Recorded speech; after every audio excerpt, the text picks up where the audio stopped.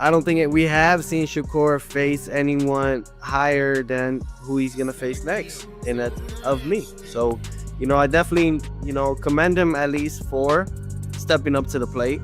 But I think it's time. I think it's really that time for him to really take his first loss, and me whoop his ass to the point where either he quits on the stool or I knock him out. Was interesting. What did you make of his vibe overall? I think something mentally wrong with him. I don't think he's like all the way there mentally. I think he's crazy. Legit? That's my opinion. Yeah, I think he's legit crazy. I think something really wrong with him, but that's what make him dangerous. I think them the guys is the most dangerous people. Them delusional, crazy people who want to be the best and want their spot at greatness. So I gotta respect it, but I think something. Teofimo Lopez faced off directly against Shakur Stevenson in a live moment. Power. They talk a lot about my defense, but they're going to see my power in this fight against Teofimo. Shakur is slow. He's slow. I seen him at lightweight. I seen only highlights of his last fight with Cepeda, and he's slow. He's really slow. There's nothing more to it than that. Like, even if they're not friends, but they know each other like that, one of two things always happens. Either it's a sparring session, or it's brutal. This ain't gonna be no sparring session. This is not gonna be no sparring session. What's it gonna be? He's coming to win. I'm coming to win. I guarantee you that. I'm coming to conquer. You're not conquering shit. Tell us. Conquer. You're not. You could feel the tone change instantly when he made it clear this wasn't about online talk anymore. This was real boxing. Teofimo brushed off the social media back and forth, basically saying they'd said enough online, and now it was time to settle things in the ring. That's the kind of vibe I liked, because it didn't feel rehearsed or promotional. It felt like someone who was done typing and ready to act. He's a very talented, skillful, technique fighter. Yeah. Can't take anything away from it. However, scared to get hit. Scared to get knocked out in front of the world. Scared to get touched up in front of the world. Are you saying that off of the last fight or just in general? In general. In general. Yeah. In general, me and Shakur sparred before. We did 3 rounds, and it was just light work. And me trying to figure out his jab. Does he have a good jab? Yeah, he does. But once you pass his jab, it's game. Yeah. It's food. It's lunch food. He even tipped his hat to Shakur, in his own sideways way, acknowledging that moving straight up to 140 without any warm-up fights took guts and meant leaving his comfort zone. But you could almost hear the counterpunch coming right after. Teofimo made it clear he believes he'll be the one to hand Shakur his first loss, and that the fight won't play out the way Shakur expects. That's peak Teofimo, confidence so strong it flirts with overconfidence, and honestly, that's always been part of what makes him who he is. It's coming right to the guy, and that's me. The king of the 140 division, super lightweight division, that's Teofimo Lopez. And he's willing to step up, get out of his comfort zone, and yeah, I give him that. However, it's not gonna happen. I would love to, and I see myself giving him his first loss in his professional career. Teofimo Lopez says that he's going to fight Shakur Stevenson dirty. Stylistically, when you see a fighter like him, it is not illegal to do certain punches and throw certain punches or hit certain areas. I heard that concept from an icon. That's depending on how masterful he is. You have to be dirty. You gotta be rough. You have to use the elbows, head, bend it up. You have to use everything. This guy, as far as his style is concerned, this guy is a master. Then he really turned things up. Teofimo said the only way to deal with Shakur is to disrupt the fight, not play into a technical battle that ends up boring the crowd and leaving the decision up to chance. He completely dismissed the idea that Shakur has the best defense in the sport, pointing out what he believes are weaknesses. According to Teofimo, Shakur isn't as fast as people make him out to be, and he hasn't faced anyone operating at Teofimo's level yet. I can't be too technical with Shakur. You gotta make it a little ugly. You gotta make it a little ugly. If you try to be too technical with Shakur, it could be too long of a weighted chess match. Certain people don't want to see that. They don't want to see pop shots. They want to see good action. I don't think, for me, I don't see Shakur having the best defense in boxing. However, others can attest that. So, I just can't wait to really show the flaws that I see in Shakur Stevenson and, really putting that to the test when that time. Right on cue, Shakur responded with that quiet confidence that hits harder than trash talk. He brushed off the criticism, basically saying real speed doesn't need to be advertised. It reveals itself when it matters. He also hinted that everyone thinks they see openings until they're the ones coming up short, which somehow felt more intimidating than shouting ever could. Meanwhile, Teofimo talking about pushing for a stoppage or forcing a quit now that he feels reignited, especially after the Times Square moment. Sounds bold, to say the least. Though Shakur Stevenson is no Floyd Mayweather, he is considered probably the most superior, technically sound boxer in the world. So with Teofimo Lopez saying, hey, I'm going to do things that people may think is dirty, but it's legal. I can't fight in a very sound sportsmanship manner. I have to create chaos. And maybe Shakur Stevenson, maybe he can't operate in the chaos. That kind of self-belief is exactly what turns a fight into a real risk. Shakur fired back by pointing out that while the weight may go up, his mindset doesn't change, and being in Terence Crawford's circle isn't about chasing ambition, it's about tightening discipline. This goes beyond simple trash talk. It's a clash of styles and mentalities, chaos running straight at control, each daring the other to crack first. And trust me, when this unfolds, someone's confidence is going to be tested in real time. Crawford in the past, and you know, Crawford stated, "Oh, you only got to me." Yeah, but he really wanted to fight Crawford, and we're gonna call him out after we beat up his boy. You know, So that's still the game plan, That's even the though game you guys plan. have, even if he requires you. Well, he guys ain't to go gonna up. fight us, man. He ain't gonna fight us, man. We've been chasing this guy for the longest. My son is even willing to go up to 160 to fight him. You know, listen, speed kills. You know what I'm saying? Speed kills, and that's why we're gonna beat Shakur. He ain't faster than us, and we're gonna catch him. We're gonna catch. After Teofimo and Shakur finished exchanging confidence like it was money on the table, Robert Garcia stepped in and brought the conversation back down to earth. He calmly reminded everyone that excitement doesn't decide fights, rounds and scorecards do.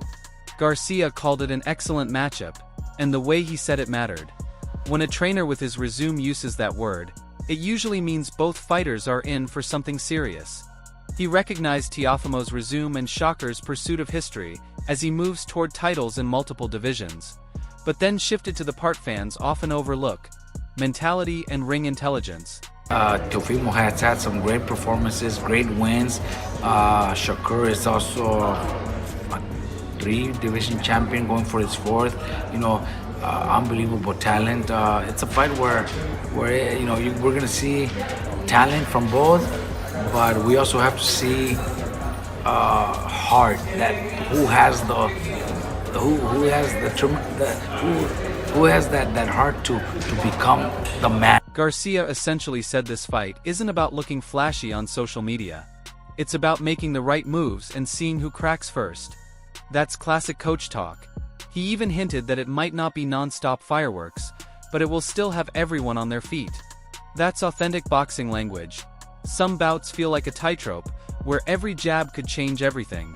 I agree, because in this matchup, mistakes aren't forgiven, they're punished. Garcia's focus on intelligence and minimizing errors ties perfectly into the themes we've been highlighting all along. If Teofimo comes in at his best, because we've seen some great performances, but then we've also had those questions about Teofimo's mind, mentality in boxing, his future. So hopefully we get the best Teofimo, the Teofimo that wants to be the best in the world, because we know Shakur is one of those. Shakur always comes in as best. He wants it. Teofimo shines when chaos swings in his favor, while Shakur excels by shutting it down before it even starts. That point really matters because matchups like this don't come around often. Two elite fighters at their peak, no excuses, no too late narratives. I also noticed Garcia quietly emphasizing that heart counts as much as brains. A subtle reminder that even a tactical fight demands courage when the clock is ticking. This bout isn't about overpowering the other. It's about staying composed under pressure. And without ever raising his voice, Garcia made it clear. The fighter who controls their emotions best could walk away with it all. The fight's gonna be more about who's smarter, who plays the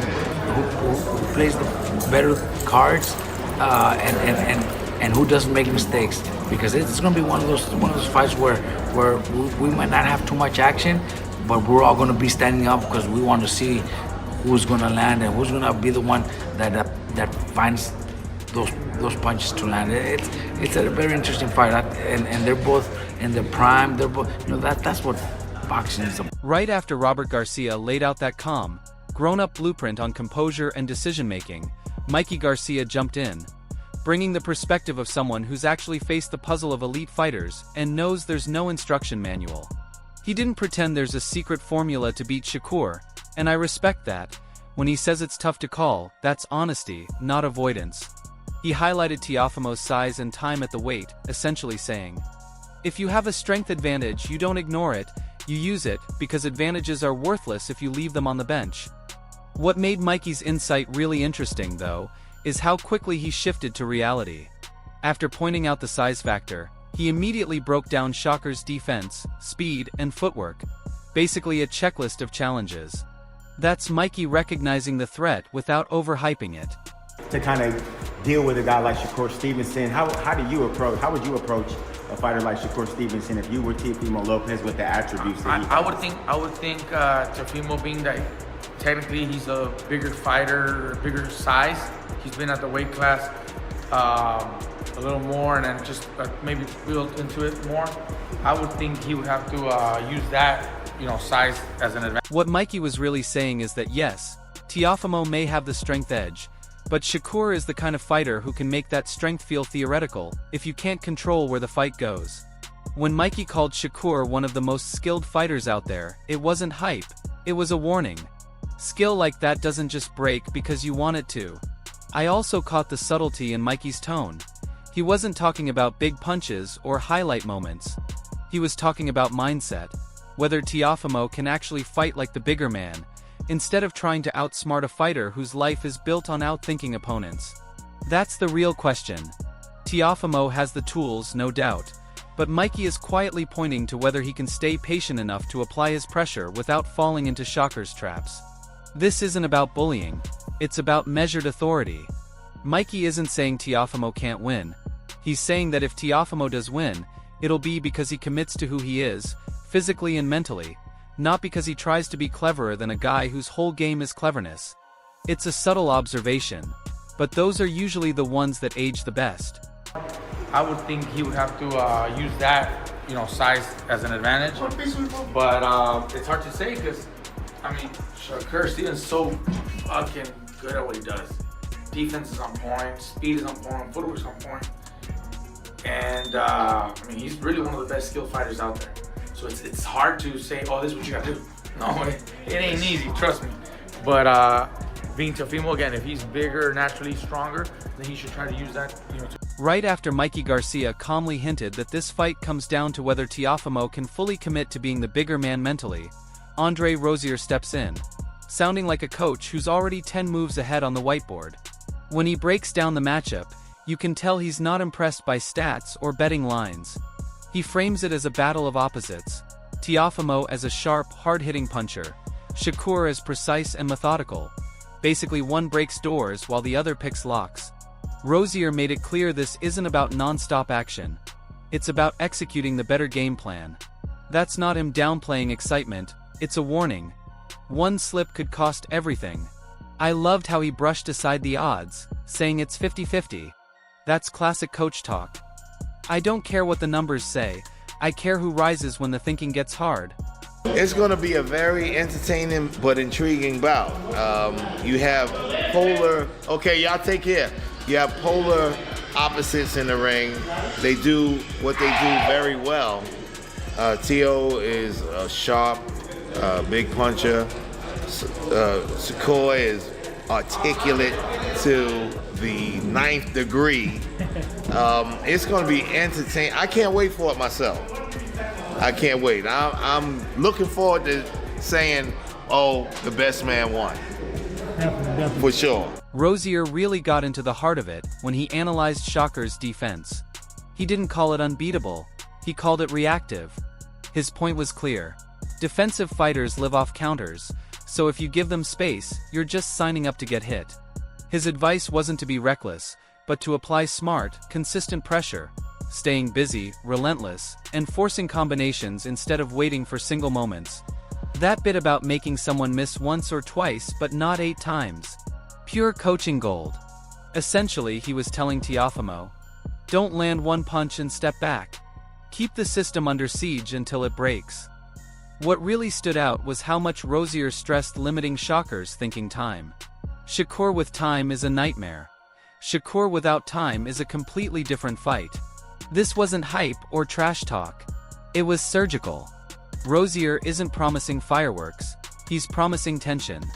The kind that keeps you on the edge of your seat, because every exchange feels like it could swing the entire fight. Exchange and who pulls off the best. All right there, nephew. Who pulls off the best game plan? Absolutely. Shakur the 3.5 to 1 favorite to win this fight. You think it's a little bit closer than that, or what do you think?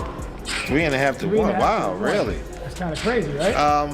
I think that myself, I've got it like 50-50 right now. Exactly. We're gonna see who rises to the occasion.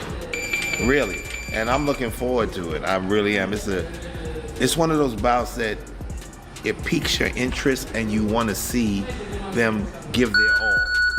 And I can't. And that's why this perspective matters. It ties Mikey's question about mindset to a real game plan. This isn't about breaking Shakur's defense with one big move. It's about methodically applying pressure with intention, discipline, and calm persistence. That's how coaches think. And that's also why this fight keeps feeling more dangerous the more knowledgeable people weigh in.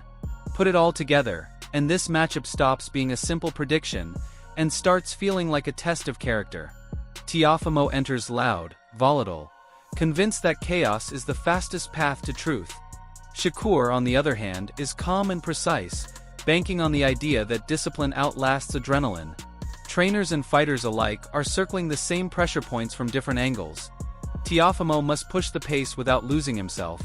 Shakur must control the space without letting confidence slip into complacency. The talent on both sides is undeniable. Now the question is identity.